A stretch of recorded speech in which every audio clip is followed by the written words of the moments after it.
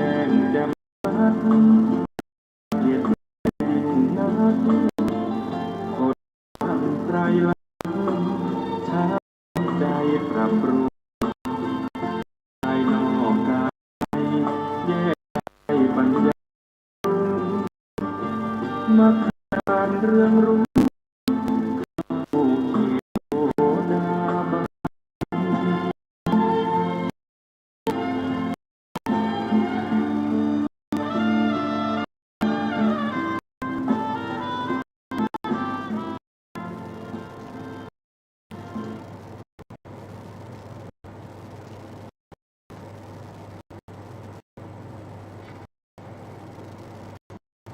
พุทธสรณังคัจฉามิธัมมังสรณังคัจฉามิสังฆังสรณังคัจฉามิ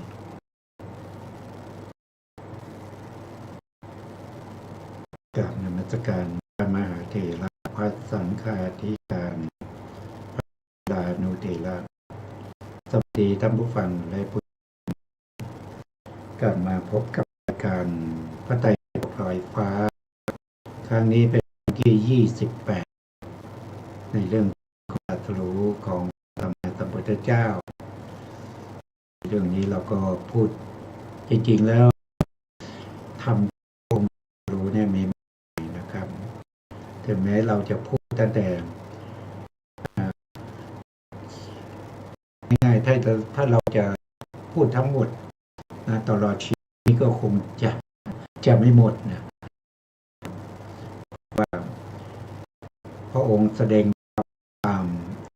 ไตรของสัตว์ทั้งหลายมีมากมายนะครับมากมายพระคำตรัสของพระเจ้าก็มีมากมายตามอัธยาศัยเหล่านั้นแล้วก็รายการที่นำหรือทำคำของพระสัมมาสัมพุทธเจ้าในทางพระพุทธศาสนาในลัทธิเถรวาทก็มี2 วันนะครับมี2ผมดำเนินรายการก็มีวันพฤหัสก็วันศุกร์นะครับตั้งแต่ 18 นาฬิกาเป็นต้นไปชั่วโมงแล้วมีรายการวันอาทิตย์อีกวันหนึ่งนั่นเป็นรายการสัตธรรมเพื่อการพ้นทุกข์นั้นก็ตั้งแต่เวลา10 นาฬิกานะครับมาก็มีรายการที่สนทนาเกี่ยวกับเรื่องของธรรมะทั้งหลายสำหรับผู้ที่สนใจในเรื่องของธรรมจะพูดคุยกันจะมีข้อแนะนำหรือแสดงธรรมก็เข้ามาร่วมกับรายการของเราได้ในวันอังคารเป็นแต่ 13 นาฬิกาเป็นต้นไปที่วัดปิ่นบ้านเป็นปิ่นอยู่ในคูเมืองใกล้ๆกับวัดเถรจันทร์อยู่ด้วยกันหรือไปถ้ารู้จักพันอุ่นก็ใกล้ๆกันบริเวณก็ไปถึงก็ถามก็จะรู้ว่าวัดปิ่นห่างจากพันอุ่นประมาณสักไม่เมตรกว่าอันนี้นะครับไม่ไกลเรามีการสนทนาปรับรู้ความเข้าใจไปตามพระธรรมคำสอนของในที่เราได้ศึกษาต่อไปเราก็จะพูดถึงเรื่องของปัจจัยที่ทำให้เกิดจิตที่ไปในสังอย่างที่ได้พูดไปบ่อยๆนะครับว่าถ้าเราดูชีวิตของเราเนี่ยจะมีอะไรมากมายเหลือเกินรูปโดยความเป็นมีแต่รูปนั้นรูปกันเหล่านั้นมัน มันก็สืบต่อตั้งแต่เราเกิดนะตั้งแต่เราปฏิสนธิในครรภ์ของมารดาต่อไปจนถึงวันที่เราต้องเคลื่อนจากภพนี้ จุติจิตก็จะเกิดก็คือตายจากภพนี้ ก็จะไปเกิดภพต่อไปนะตามรับบุคคลที่ยังเป็นปุถุชน แล้วก็เป็นพระเสขบุคคลส่วนพระอรหันต์นั้นท่านตายเราก็จะไม่เรียกว่านะเราเรียกว่าเป็นปรินิพพาน เพราะท่านอีกแล้วนะท่านผ่านแล้ว ท่านก็จะไม่เกิดอีกนะก็ไม่เกิดอีกนะท่านก็เข้าสู่นิพพานเข้าสู่นิพพาน ที่เราเรียกกันว่าเป็นอนุปาทิเสสนิพพานนะของพระอรหันต์ทั้งหลายนะถ้าถามว่าปัจจุบันนี้ยังมีพระอรหันต์หรือไม่นะก็ตอบไม่ได้นะตอบไม่ได้เพราะเราไม่เคยพบ แต่ถ้าว่าโดยในคัมภีร์ในชั้นอัตถกถานะในชั้นอัตถกถาท่านก็ขยายความเอาไว้นะครับว่าที่พระองค์ตรัสว่าพระพุทธศาสนานะครับจะดำรงอยู่500 ปีนะจะดำรงอยู่ได้500 ปีถ้าสมมติ100 ปีนะครับปัจจุบันนี้เราก็ที่เรานับถือกันนะครับนับถือกันพระพุทธศาสนาก็คงไม่ใช่พระพุทธศาสนาไปแล้วนะการที่พระองค์ตรัสอย่างนั้นนะท่านมุ่งหมายเอาอะไรท่านมุ่งหมายเอาพระอรหันต์นะพระอรหันต์ประเภทที่เป็นปฏิสัมภิทานะครับอภิญญา6แล้วก็วิโมกข์8นะที่จะมีในช่วงต้นนะครับจะอยู่ในช่วง1,000 ปีแรกนะก็ส่วน1,000 ปีที่2เนี่ยท่านบอกว่าผู้ที่เป็นพระอรหันต์ประเภทที่เป็นปฏิสัมภิทา4อภิญญา6วิโมกข์8เนี่ยจะไม่มีแล้วนะไม่มีแล้วนะไม่มีแล้วมีแต่พระอรหันต์ประเภทที่เป็นสุขวิปัสสกะก็คือพระอรหันต์ที่ตรัสรู้ธรรมนะครับรู้แจ้งในพระธรรมคำสั่งสอนของพระเจ้าแต่ไม่มีฤทธิ์ไม่มีเดชนะครับไม่ห่อเหินเดินอาการไม่ได้นะหายตัวไม่ได้นะรู้วาระจิตคนอื่นไม่ได้นะครับเพียงท่านตรัสรู้พระธรรมแล้วท่านได้เป็นพระอรหันต์นะท่านก็รอปณินิพพานอันนี้ก็ผ่านไปแล้วนะตอนนี้มัน2,600 ปีแล้ว 2,600 แล้วนะ2,500 ถึง 600 นะครับช่วงนี้ท่านบอกว่าพระอรหันต์จะไม่มีแล้วนะจะเหลือแต่พระอนาคามีนะจะมีแต่พระอนาคามีนะครับแล้วถ้า1,000 ปีที่3เนี่ยพระอนาคามีก็ไม่มีแล้วจะเหลือแต่พระสกทาคามีนะสกทาคามีนะ1,000 ปีที่4นะ1,000 ปีที่4 1,000 ปีที่2ที่3นะครับที่3ไม่มีที่3นี่เป็นของพระอนาคามีนะครับ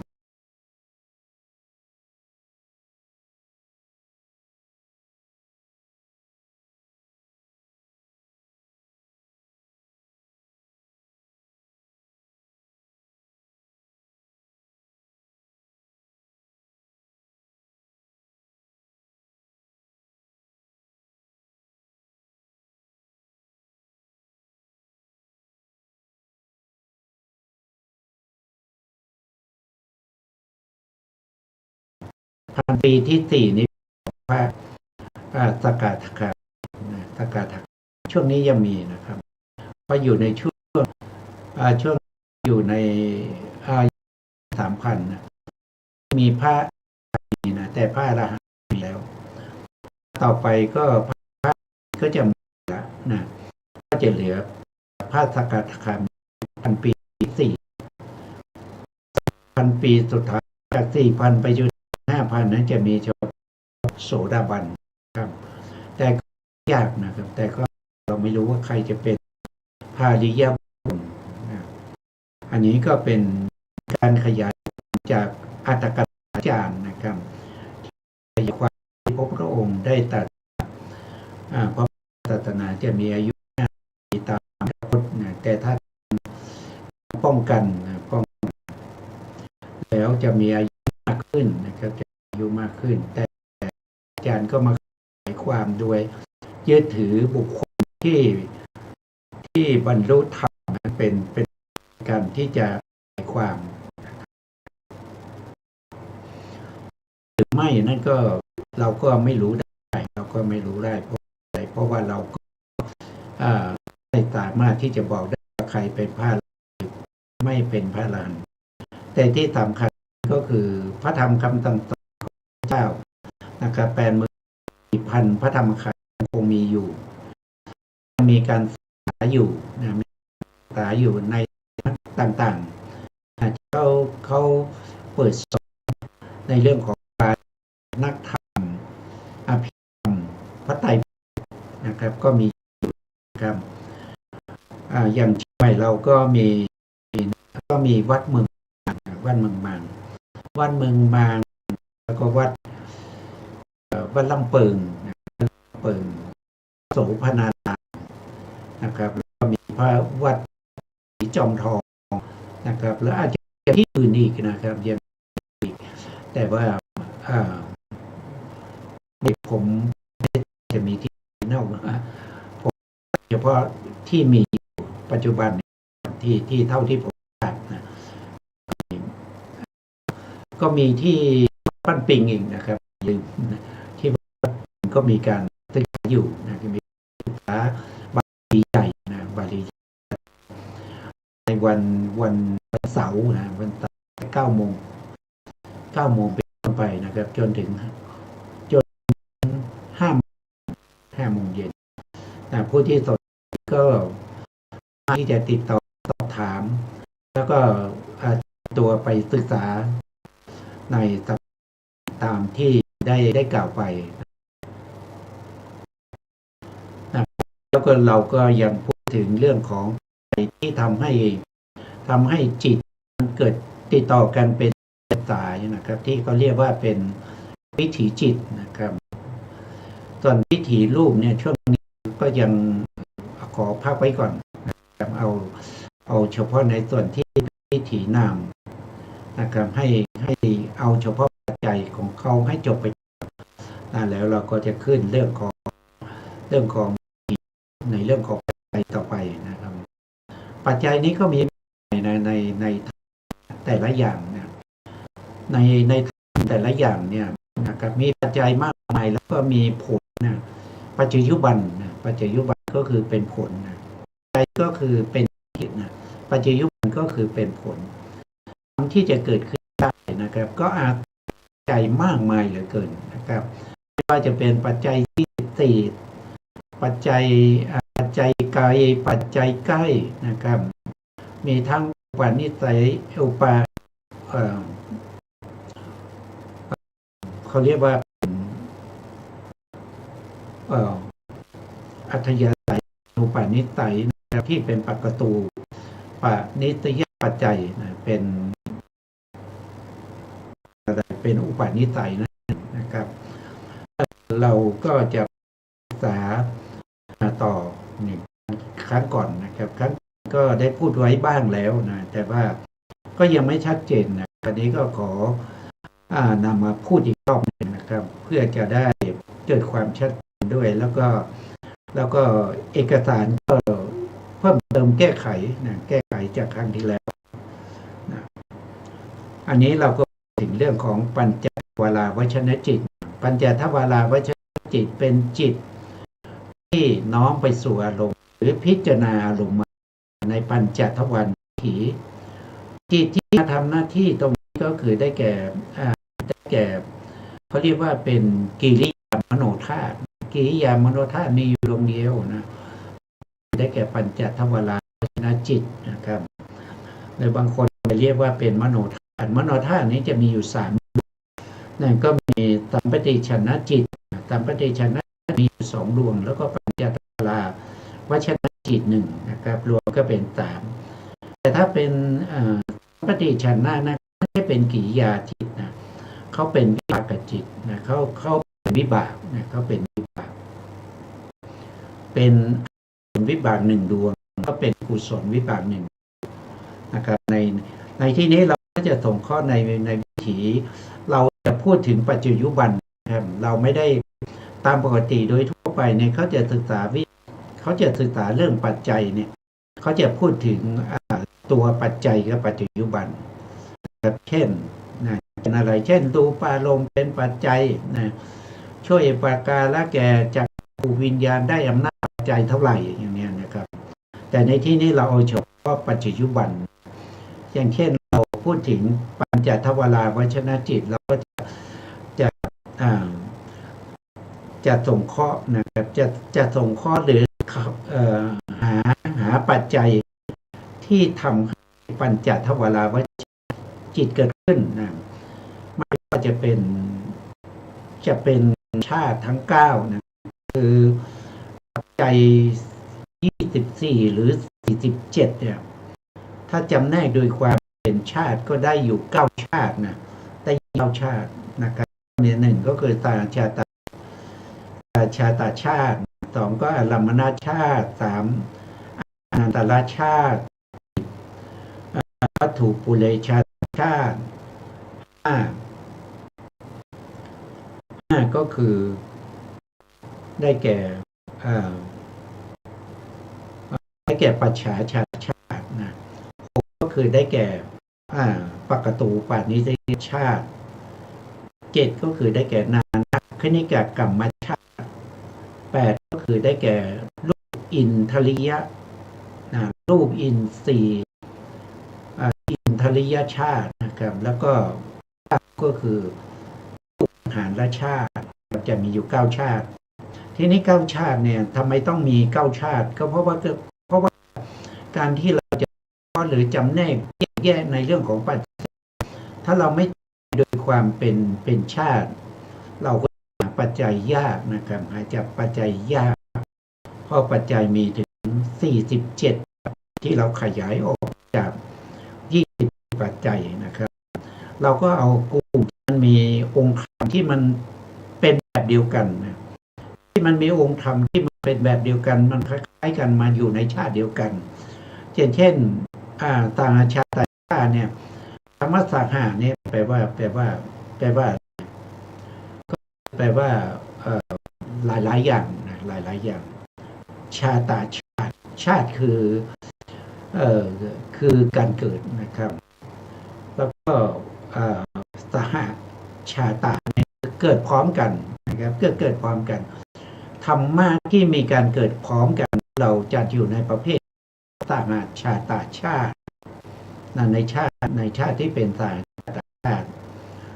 นะครับถ้าปัจจัยเป็นอารมณ์นะครับปัจจัยยุบันเป็นตัวอารมณ์ก็คือได้แก่จิตเจตสิกอย่างนี้นะเราก็จัดอยู่ในประเภทที่เป็นอารัมมณชาตินะจิตและเจตสิกที่รู้อารมณ์อารมณ์นั้นมีทั้งนามและรูปนะส่วนตัวรู้ก็มี2อย่างมีจิตและเจตสิกอย่างนี้เราเรียกว่าเป็นอารัมมณชาติถ้าประเภทที่เป็นมันเกิดสืบต่อกันอย่างเงี้ยอย่างเช่นจิตดวงหนึ่งดับไปแล้วจิตดวงหนึ่งเกิดอย่างเงี้ยนะครับอันนี้ก็จะเป็นประเภทที่เป็นอนันตรชาติคือเกิดติดต่อ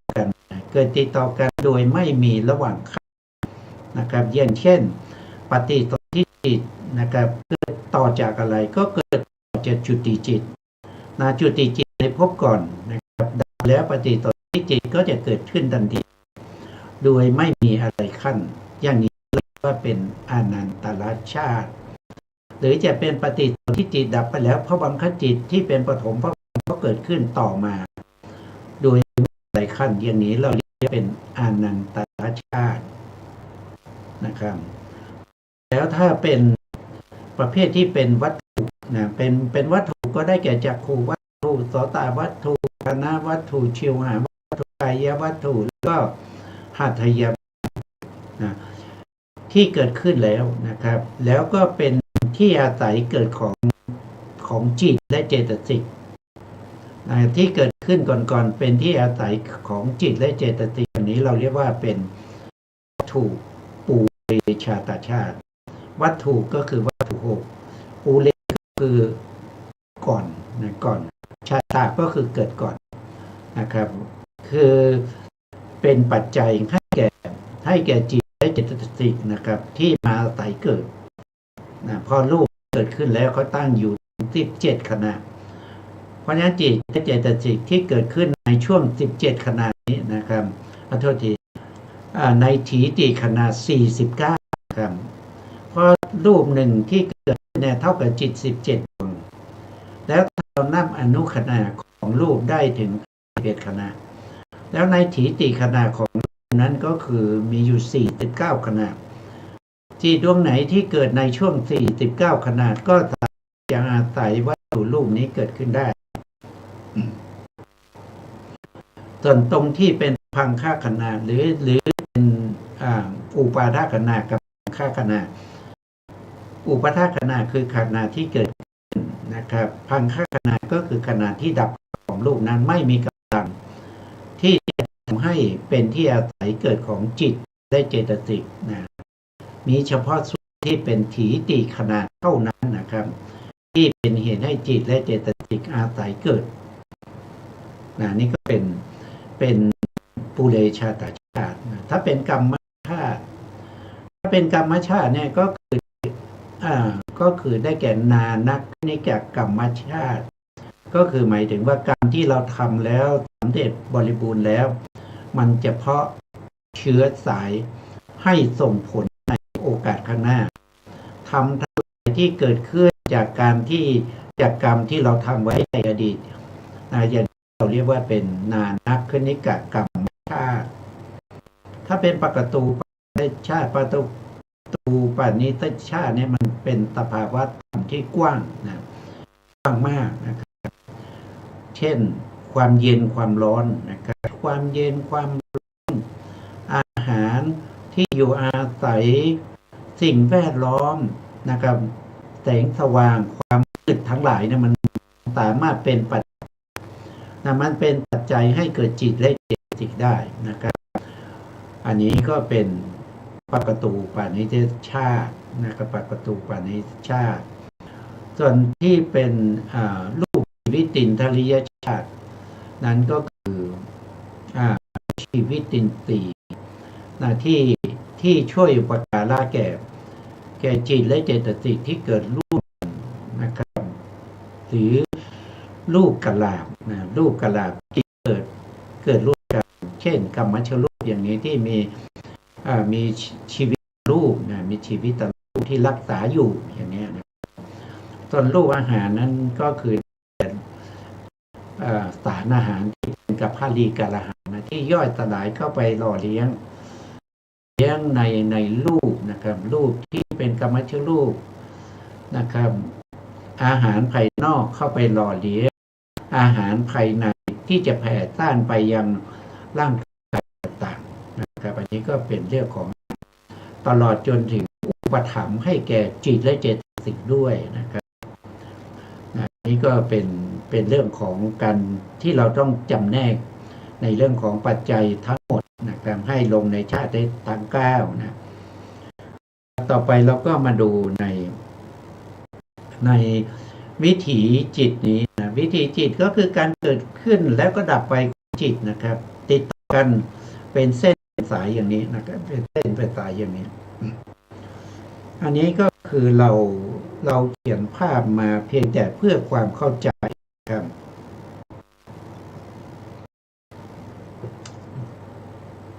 จริงๆแล้วเนี่ยจิตที่เกิดขึ้นแล้วเขาไม่ได้ตั้งอยู่อย่างนี้นะครับเกิดขึ้นมาแล้วก็ดับไปนะแล้วดวงต่อไปถึงจะเกิดได้นะยังเกิดขึ้นแล้วยังไม่ดับเนี่ยดวงต่อไปเกิดไม่ได้นะครับเพราะฉะนั้นเวลาที่เราเห็นตามสภาวะก็คือเห็นเป็นดวงนะดวงนี้เกิดขึ้นแล้วดับไปดวงใหม่ถึงเกิดได้ไม่ได้เห็นว่ามันเป็นเส้นเป็นสายแบบนี้แต่นี่สมมติว่ามันเป็นเส้นเป็นสายเพราะมันเกิดขึ้นเร็วแล้วก็ดับไปแล้วมันดวงใหม่ก็เกิดครับเราสมมุติว่ามันเกิดแล้วมันดับไปแต่เราคิดว่ามันตั้งอยู่อย่างนี้เพื่อความสะดวกในการศึกษาทำความเข้าใจนะ ทำความเข้าใจเราก็พูดถึงจิตดวงแรกนะครับที่จะวิถีในวิถีที่เป็นปัญจทวาริกะวิถีนะครับจิตดวงแรกนั้นก็คือปัญจทวาราวัชนะจิตนะปัญจทวาราวัชนะจิตทำหน้าที่วัชนะก็คือการน้อมไปนะน้อมไปเพื่อรับอารมณ์ใหม่น้อมไปรับอารมณ์อะไรบอกว่ารับปัญจลมนะปัญจลมก็คืออารมณ์ทั้งห้าอารมณ์ทั้งห้าคือได้แก่สีนั่นได้แก่สีก็ได้แก่รูปารมณ์นะครับรับรูปารมณ์บางครั้งก็รับเสียงก็เรียกว่าเป็นสัทธารมณ์ครั้งก็รับกลิ่นเรียกว่าคันธารมณ์บางครั้งก็รับรสเรียกว่ารสารมณ์บางครั้งรับโผฏฐัพพารมณ์นะคือเขาจะรับได้ทีละอย่างเท่านั้นนะครับเขาไม่สามารถที่จะพร้อมกันได้ตั้งแต่สองอารมณ์ขึ้นรับไม่ได้นะรับได้ทีละอย่างเมื่อรับแล้วพิจารณาแล้วเขาก็ต้องดับไปนะเขาก็ต้องดับไปเพราะเขามีอายุสั้นมากนะครับเรียกว่ามีอายุแค่3 มนุขณะก็คือขณะที่เกิดขึ้นแล้วขณะที่ตั้งอยู่ถีติขณะคือขณะที่ตั้งอยู่แล้วพังค่าขณะคือขณะที่ดับไปจิตทุกดวงมันจะมีนี่แหละนะมีขณะเกิดขึ้นอุปาทขณะขณะตั้งอยู่ถีติขณะดับไปพังค่าขณะ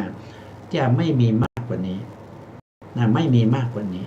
จะไม่มีน้อยจะต้องมีอย่างนี้นะครับนะทีนี้ปัญจทวาราเกิดขึ้นมาเป็นรับปัญจลมหรือสมมติว่าเราไปรับรูปารมณ์นะปัญจลมมี5อย่างใช่ไหมแต่เขารับได้4อย่างแต่ในที่ที่เราหมายถึงว่าเขาไปรับรูปารมณ์ก่อน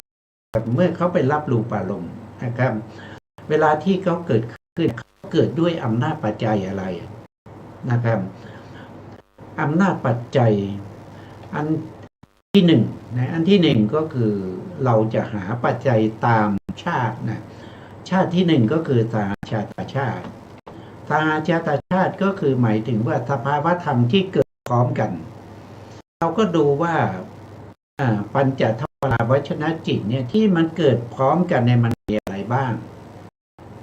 นะมันมีอะไรบ้างที่มันเกิดพร้อมกันนะครับที่มันเกิดพร้อมกันที่เราเห็นง่ายๆเลยนะครับตรงก็คือได้แก่ครับตรงนี้เขาบอกไว้นะครับเนี่ยในที่ปัญจทวาราวัชนะจิตเกิดขึ้นจะมีเจตสิก10 ดวงนะครับก็คือมีผัสสะมีเวทนามีสัญญามีเจตนามีเอกคตาชีวิตตินทรีย์มนสิการวิตกวิจารและอธิโภคที่เกิดพร้อมกันกับปัญจทวาราวัชนะจิตนั้นแล้วก็ยังมีนะครับยังมีจิตตรูปนะจิตตรูปที่เกิดที่อุปาทานของปัญจทวาราวัชนะจิตอันนั้นเป็นรูปที่อาศัยจิตเกิดนะครับจะเกิดที่อุปาทขณะของปัญจทวาราวัชนะจิตทีนี้เราก็เอาในส่วนนี้ก่อนในส่วนที่เป็นสหชาตชาติก่อนในส่วนที่เป็นสหชาตชาติเนี่ยท่านบอกว่าได้อำนาจปัจจัย11 ปัจจัยนะอำนาจปัจจัย11 ปัจจัยก็จะแยกไปก็จะเป็นปัจจัยใหญ่4 ปัจจัยนะปัจจัยกลางมีอยู่3 ปัจจัยปัจจัยเล็กมีอยู่4 ปัจจัยทำไมมีปัจจัยกลางปัจจัยเล็กก็เพื่อสะดวกในการที่จะคิดหา5 ปัจจัยเช่นปัจจัยใหญ่เนี่ยคำว่าเกิดพร้อมกันเนี่ยนั่นคำว่าเกิดพร้อมกันให้สังเกตคำว่าเกิดพร้อมกันเนี่ยมันจะแสดงถึงความเป็นสหชาตชาติเมื่อมีความเป็นสหชาติอย่างแรกที่จะได้นั่นคือปัจจัยใหญ่4 ปัจจัยมาก่อนเสมอเลยน่าจะขาดปัจจัยใหญ่4 ปัจจัยไม่ได้เป็นสหชาตชาติปัจจัยใหญ่4 ปัจจัยได้แก่อะไรนะครับก็ได้แก่ตรงที่ผมทำระบายสีเป็นสีน้ำเงินไว้ตรงนี้นะครับก็เป็นสหชาตชาติใหญ่1คือสหชาตชาติปัจจัยที่เป็นสหชาตชาติสหชาตชาติปัจจัยปัจจัยกับปัจจยุบันนี้เกิด ปัจจัยกับปัจจัยยุบันด้วยเกิดพร้อมกันเขาเกิดพร้อมกันเป็นต่างชาติชาติใหญ่และสองก็คือแก่สหชาตานิสยปัจจัยสหชาตานิสยปัจจัยก็คืออะไรก็คือได้แก่สหชาตชาติใหญ่นะครับสหชาตชาติใหญ่ถ้าเราสงเคราะห์โดยความเป็นปัจจัย24นะอย่างเช่นสหชาตชาตินี่ก็คือปัจจัยที่6นะปัจจัยที่6ที่เป็นชาตปัจจัยแล้วก็นิสยปัจจัยเนี่ยนิสยปัจจัยเป็นปัจจัยที่เป็นปัจจัยนะเป็นปัจจัยที่8นะเราก็ได้ปัจจัยใหญ่2ปัจจัยนะครับปัจจัยใหญ่อีกปัจจัยในหนึ่งก็คือได้แก่ปัจจัยที่เป็นสหชาตปัจจัยสหชาตปัจจัยก็คือการเกิดพร้อมกันนะเกิดพร้อมกันแล้วยังมีอยู่ทำอะไรที่เกิดที่เป็นปัจจัยเกิดพร้อมกับปัจจัยกันแล้วยังมีอยู่นะครับก็ได้สหชาติปัจจัยก็เป็นปัจจัยใหญ่นะครับแล้วปัจจัยใหญ่ที่4ก็คือได้สหชาตชาติใหญ่เหมือนกันนะครับก็คือได้แก่สหชาตวิคตปัจจัยก็คือเป็นเกิดพร้อมกันแล้วก็ยังไม่ปราศจากไปนะพูดง่ายๆก็คือเกิดพร้อมกันแล้วยังไม่ปราศจากไปมีอยู่ก็เป็นสหชาติใหญ่นะคำว่าสหชาติเนี่ยให้รู้ทันทีเลยนะครับว่ามันจะส่งข้อปัจจัยจะหนีไปจากปัจจัย4ปัจจัยไม่ได้1ก็คือสหชาตปัจจัย2คือสหชาตานิสยปัจจัย3สหชาตปัจจัย4สหชาตาอวิคตปัจจัยต้องมาเสมอนะครับต้องมาเสมอถ้าคำว่าเกิดพร้อมกัน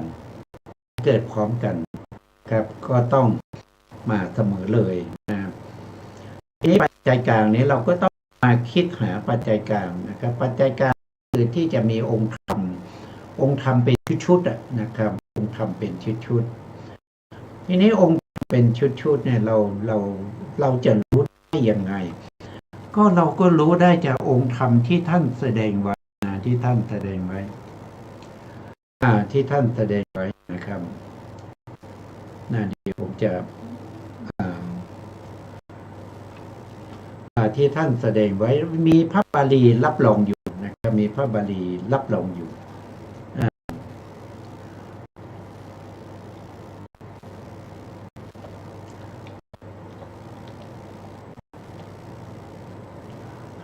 ท่านบอกสหชาตมีอยู่15ปัจจัยนะครับมี15ปัจจัย15ปัจจัยท่านก็มาแยกปัจจัยเป็น3กลุ่มอันนี้แยก3กลุ่มที่เป็นองค์ธรรมของปัจจัยเล็กนะปัจจัยเล็กเนี่ยเขาจะมาเป็นส่วนๆนะครับเป็นส่วนๆครับผ่านไปก่อนนะครับผ่านไปก่อน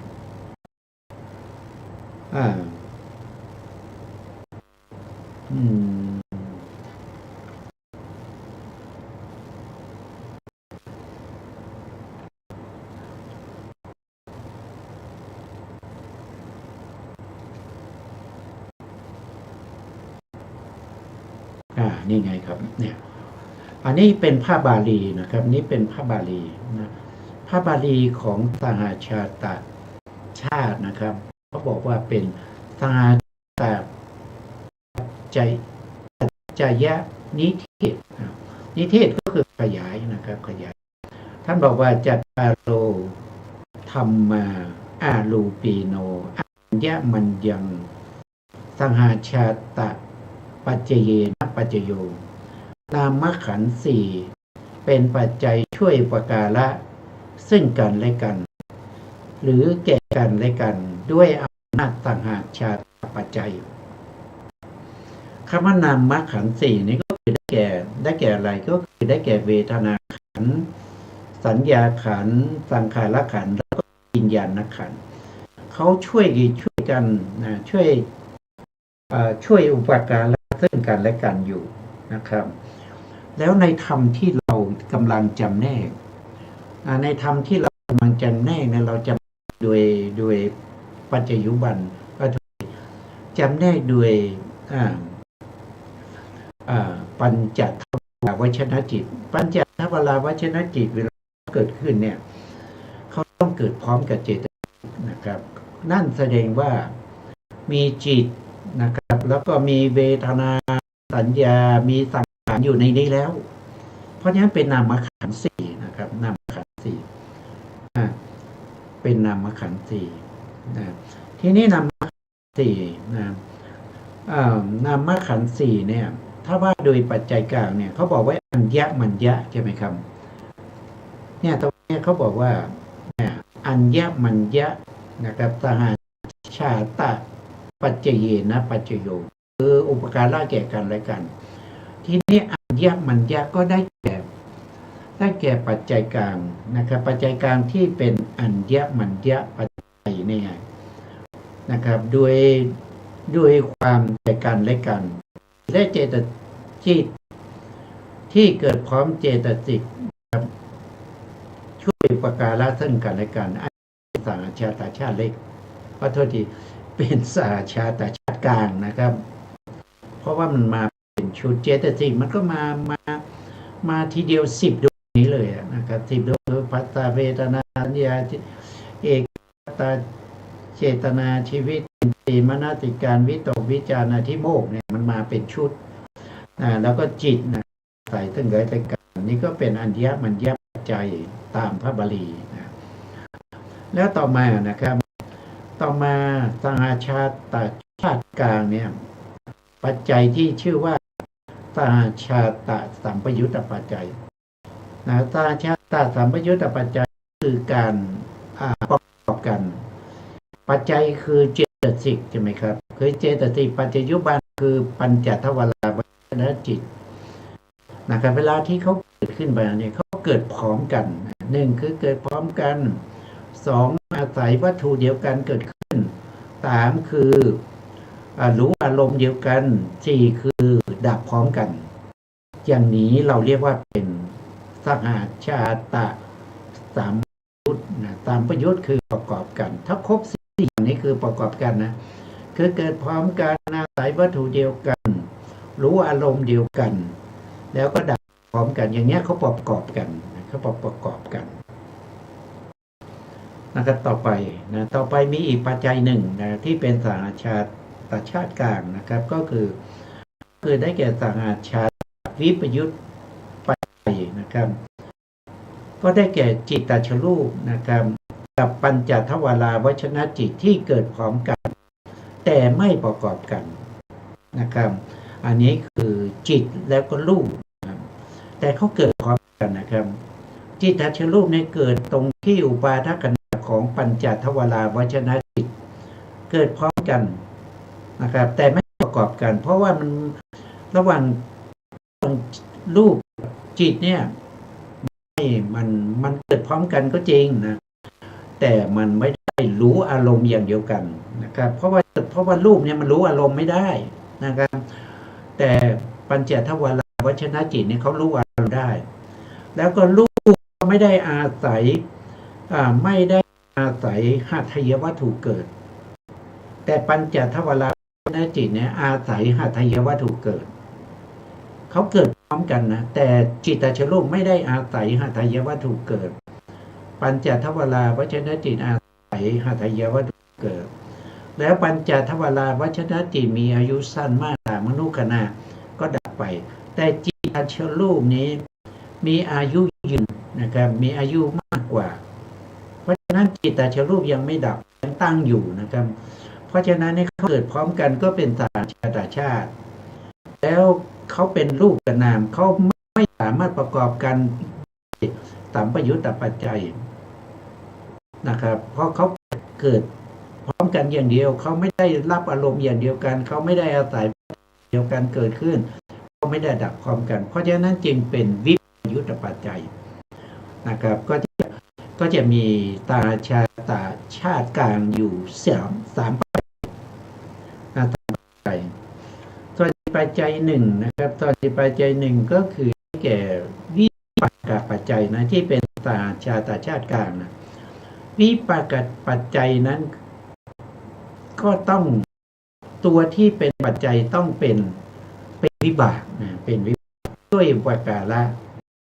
ช่วยอุปการะแต่ในวิถีนี้นะครับปัญจทวาราวัชรจิตเนี่ยมันไม่ใช่วิปากจิตแล้วก็วิปากจิตก็ไม่ได้มาช่วยอุปการะแก่ปัญจทวาราวัชรจิตเลยเพราะฉะนั้นจึงไม่ได้วิปากปัจจัยนะครับมีวิปากปัจจัยเพราะนั้นปัจจัยต่างชาติชาติกลางมี3ปัจจัยนะครับก็มี1คืออัญญมัญญะเกิดพร้อมกันแล้วก็ช่วยเหลือซึ่งกันและกันหรือแก่กันและกันหรืออุปการะซึ่งกันและกันนะครับระหว่างปัญจทวาราวัชรจิตเราเจตสิกที่เกิดพร้อมกัน10ดวงนั้นนะครับช่วยเหลือซึ่งกันและกันก็ได้อัญญมัญญปัจจัยแล้วระหว่างปัญจทวาราวัชรจิตและเจตสิก10ดวงนั้นนะเขาเกิดขึ้นพร้อมกันเขารู้อารมณ์เดียวกันเขาอาศัยวัตถุเดียวกันเกิดขึ้นเขาดับพร้อมกันนะในลักษณะนี้ก็ได้สัมปยุตตปัจจัยก็เป็นเกิดพร้อมกันด้วยนะก็เรียกว่าเป็นต่างชาตะสัมปยุตตปัจจัย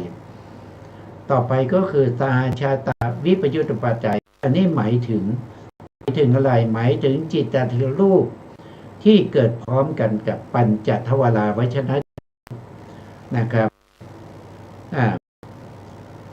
ได้อำนาจปัจจัยที่เกิดพร้อมกันนะครับแต่ไม่ประกอบกันก็เลยเรียกว่าเป็นสหชาตวิปยุตตปัจจัยนะครับวันนี้เราก็ได้ปัจจัยใหญ่4นะครับปัจจัยกลาง3นะครับส่วนปัจจัยเล็กเนี่ยเราต้องเอาเจตสิกเป็นดวงมาพิจารณานะครับ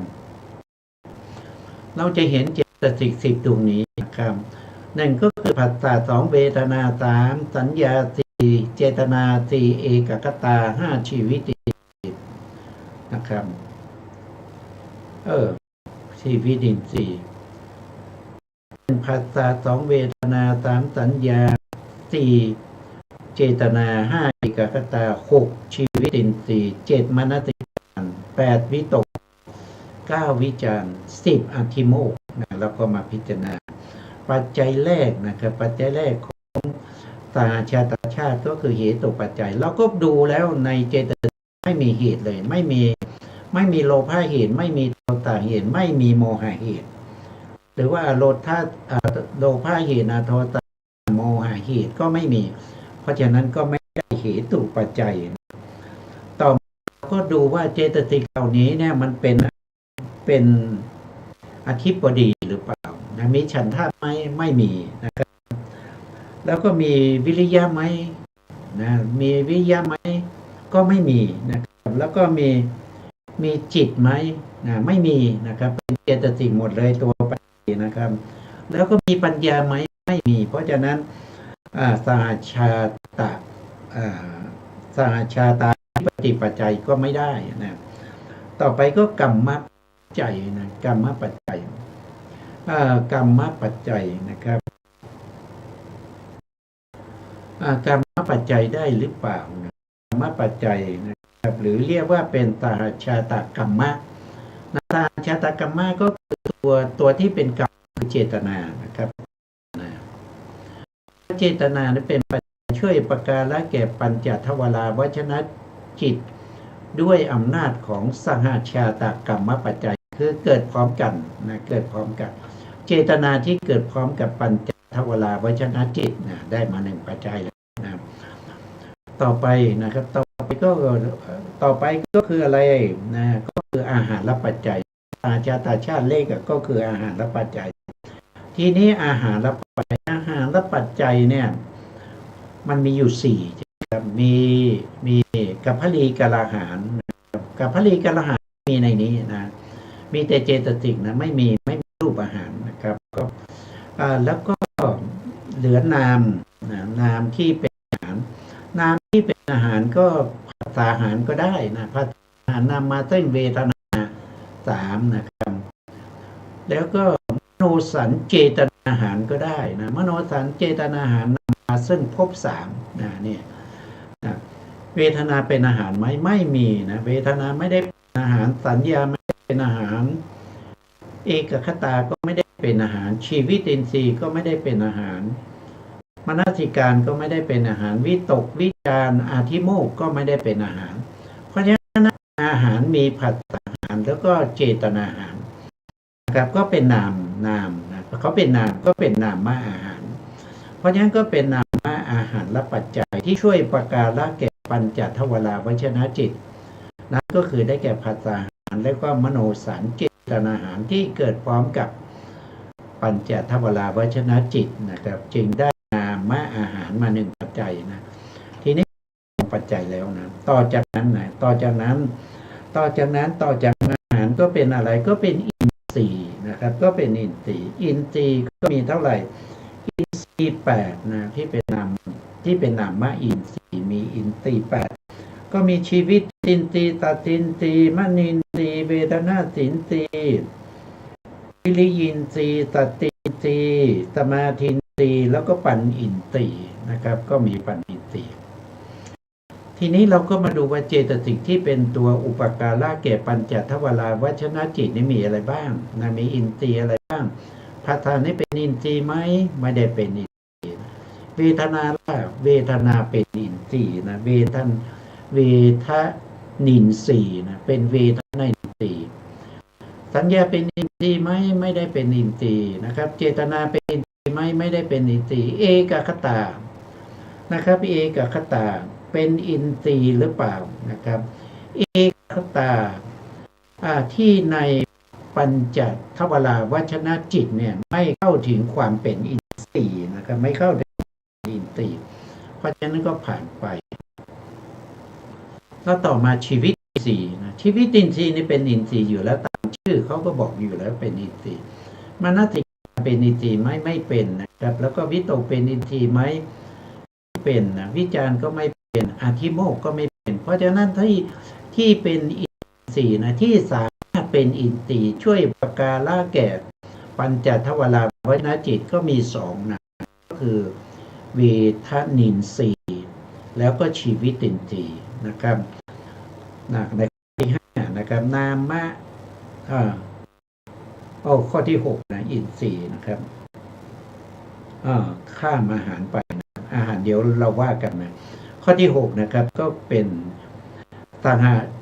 ชาตินทรีย์นะครับก็คือได้แก่ชีวิตินทรีย์แล้วก็เวทนินทรีย์นะครับที่ช่วยประการละแก่ปัญจทวาราวชนะจิตที่พร้อมกันนะก็ปัจจัยเล็กมาอีก1ปัจจัยนะครับก็ได้เท่าไหร่ได้มา3ได้มา3แล้วต่อไปก็จะเป็นข้อที่7นะชานะปัจจัยนะชานะปัจจัยเราก็มาดูว่าเจตสิกที่10ตัวอันไหนที่เป็นฌานได้บ้างนะเราก็จะดูนะฌานหมายถึงอะไรหมายถึงองค์ฌานนะครับหมายถึงองค์ฌาน5นะครับก็มีวิตกวิจารปีติสุขเอกคตานะครับองค์ฌาน5ไหมนะครับเราก็ดูนะครับเราก็ดูว่าองค์ฌาน5มีไหมนะผัสสะเป็นองค์ฌานไหมไม่ใช่เวทนาเป็นองค์ฌานไหมนะครับเวทนาเป็นองค์ฌานนะครับเป็นองค์ฌานที่ไหนก็เป็นนั่นเองเวทนาเป็นสุขเป็นองค์ฌานนะครับสัญญาเป็นองค์ฌานไหมสัญญาไม่ได้เป็นองค์ฌานเจตนาเป็นองค์ฌานไหมไม่ได้เป็นองค์ฌานนะครับแล้วเอกคตาเป็นองค์ฌานไหมเป็นองค์ฌานนะเป็นองค์ฌานเอกคตาที่อยู่ในปัญจทวาราวชนะจิตเนี่ยไม่เข้าถึงการเป็นองค์ฌานไม่เข้าถึงความเป็นองค์ฌานก็เว้นไปนะเว้นไปต่อมาก็ชีวิตินทรีย์นะชีวิตินทรีย์เป็นองค์ฌานไหมไม่ได้เป็นองค์ฌานมนินทรีย์เป็นองค์ฌานไหมไม่ได้เป็นองค์ฌานวิตกเป็นองค์ฌานไหมนะวิตกเป็นองค์ฌานนะครับแล้ววิจารเป็นองค์ฌานไหมมันก็เป็นองค์ฌานนะอธิโมกข์เป็นองค์ฌานไหมไม่นะ เพราะฉะนั้นเราก็ได้องค์ฌานสามนะครับก็จะมีวิตกนะวิจารนะครับแล้วก็เวทนานะครับเวทนาก็สุขนะเพราะฉะนั้นองค์ฌานก็ได้แก่ได้แก่อะไรได้แก่วิตกนะวิจารแล้วก็สุขนะแล้วก็สุขได้แต่สุขนี่คือเวทนินทรีย์นะครับเวทนินทรีย์พิมพ์อะไรก็ได้นะเวทนินเวทนินนะครับเป็นเวทนินทรีย์นะได้สามนะครับที่เป็นตีนะครับที่เกิดพร้อมกันกับปัญจทวาราวจิตนะครับแล้วก็ช่วยประกาศละด้วยก็เป็นฌานปัจจัยนะฌานปัจจัยอันนี้ก็เป็นปัจจัยเล็กนะครับ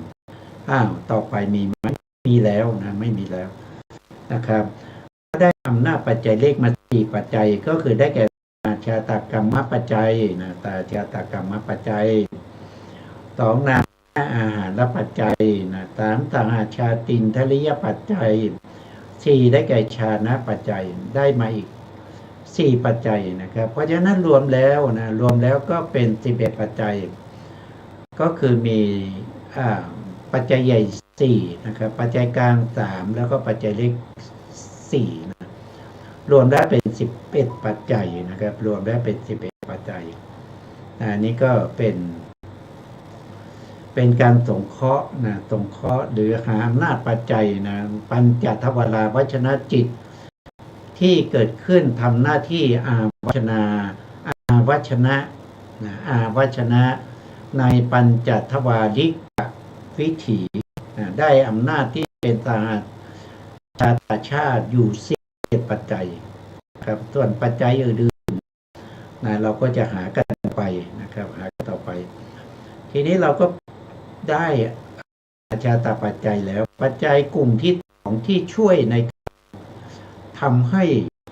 ปัญจทวารวชนะจิตเกิดขึ้นเขาเรียกว่าเป็นอารมณ์กลุ่มนี้เป็นอารมณชาตินะครับก็คือเป็นอารมณ์แ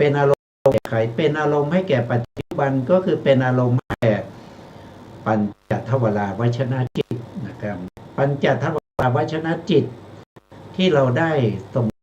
นะครับปัญจทวารวชนะจิตเนี่ยเขารับได้ถึง5อย่างแต่ในที่นี้เราเอาเฉพาะส่วนที่เป็นรูปารมณ์เป็นช่วยประกาศละแก่ปัญจทวารวชนะจิตนะครับที่เกิดขึ้นรูปารมณ์นั้นนะได้อำนาจปัจจัยเท่าไหร่นะครับท่านบอกว่าได้10ปัจจัยนะครับปัจจัยที่เป็นอารมณชาตินะครับหนึ่งก็คือได้แก่อารมณปัจจัยอันนี้ต้องได้แน่นอนอยู่แล้วนะเพราะว่าอะไรรูปเป็นอารมณ์ให้แก่ปัญจทวารวชนะจิตนะได้ปัจจัยเป็นปัจจัยนะครับอารมณปัจจัยไม่ใช่สหะนะครับถ้าสหะนี้คือเกิดพร้อมกันนะแต่อันนี้อารมณ์กับปัญจทวารวชนะจิตเขาไม่ได้เกิดพร้อมกันนะครับอารมณ์เกิดก่อนนะรูปารมณ์นี้เขาเกิดก่อนนะครับรูปารมณ์เกิดที่ไหนนะครับรูปารมณ์เกิดที่ตรงนะครับตรงที่พระอุปาทขณะของอติตะภวังค์นะครับอติตะภวังค์นี้จะเกิดตรงเนี้ยนะครับแล้วเขาก็ตั้งอยู่นะครับแต่ทวารวชนะจิตเนี่ยนะครับเกิดตรงนี้นะครับเพราะฉะนั้นเกิดทีหลังเกิดทีหลังเพราะว่าหลังจากที่เขาเกิดนะครับภวังค์คัตนะนะครับแล้วก็คูปเฉทะแล้วก็ปัญจทวารวชนะจิตอารมณ์เกิดก่อนนะครับไม่ได้เกิดพร้อมกันนะครับอันนี้ก็เป็นอารมณปัจจัยนะครับเป็นอารมณปัจจัยต่อมาก็อารมณปุเรชาตปัจจัยอารมณปุเรชาตปัจจัยก็คืออารมณ์เกิดก่อนนะครับเกิดก่อนแล้วก็ยังมีอยู่นะครับเป็นปัจจัยให้เกิดเป็นอารมณ์ให้แก่ปัญจทวารวชนะจิตนะครับอันที่3ก็คืออารมณปุเรชาตถินะครับก็คืออารมณ์เกิดก่อนแล้วก็ยังมีอยู่นะอธิแปลว่ายังมีอยู่ เป็นปัจจัยให้แก่ปัญจทวารวชนะจิตนะครับ ต่อไปก็จะอารามณเวชาตาอาภิคตาปัจจัยนะอารมณ์เกิดขึ้นนะเกิดก่อนนะครับปุเรเกิดก่อนแล้วยังไม่ปัตจักไปอาภิคตาก็คือยังไม่ปัตจักไปนะครับ อันนี้ก็เป็นอารามณปัจจัยนะครับที่เป็นอารมณ์แก่ปัญจทวารวชนะจิตนะครับในการที่จะให้ปัญจทวารวชนะจิตนั้นเกิดขึ้นมีรูปารมณ์นั้นเป็นนะครับอันนี้ก็ทำให้ปัญจทวารวชนะจิตเกิดขึ้นครับด้วยอำนาจของอารามณปัจจัย4ปัจจัยด้วยกันนะครับนี้เวลาหมดนะครับฉะนั้นเราก็คืนเวลาสถานีนะครับสุดท้ายนี้นะครับก็ขอกราบขอบคุณพระครูสมุทรสุวัฒน์วรกิจโจในการสถานีวิทยุการ